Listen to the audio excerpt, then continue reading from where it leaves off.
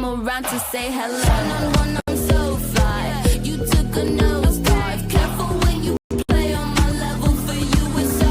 Hey, hello. Motorola Razr 50 Ultra. Flip the script. Hello, Moto. Anand Ranganathan, I want to ask you, was that happening in the case of the Congress party? You don't just drop from the heavens and expect to win it when you haven't worked hard for it. And isn't that the age-old mantra that all of us have been taught?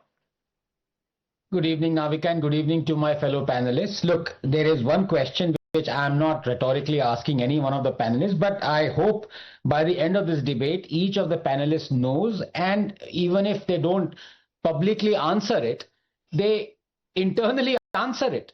And the question is this: do you hold BJP responsible for murdering Justice Loya? What do each of the panelists would say internally? They would say no. You know why? Because the matter went to the Supreme Court. And the Supreme Court said there is absolutely no credence to the fact that, as alleged by Congress and others, that Justice Loya's death was orchestrated by the BJP.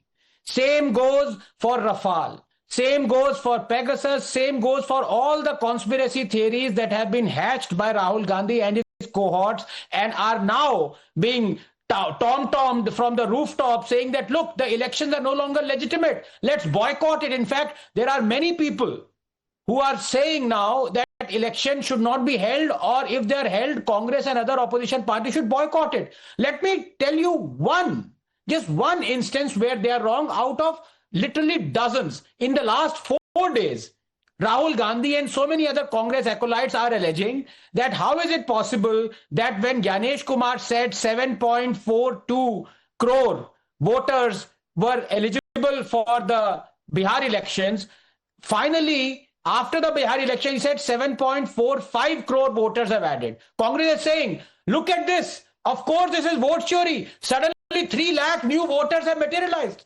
You know, this is the problem. Now, EC was forced to clarify that 10 days prior to the nomination deadline, which was 10th October and 17th October, anyone can come along and say, please admit me to the electoral rolls. And 3 lakh people came. Now, this is an explanation. Have you or has anybody actually confronted Rahul Gandhi and said, look, this is the answer? Will you now apologize?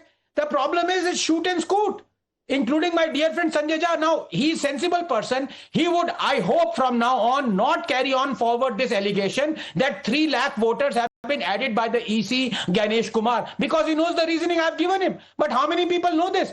This is the problem. Unless you sue Rahul Gandhi, unless Rahul Gandhi is dragged to the court, it will drag on like Justice Loya's case was being dragged on, like Pegasus was being dragged on, like Rafale was being dragged on, like HAL was being dragged on. Each and every case has been should be put to rest like it was by Supreme Court. Until that happens, Rahul Gandhi will keep on inciting people and it will get worse and worse and worse. He would possibly now even ask Gen Z to pour on to the streets.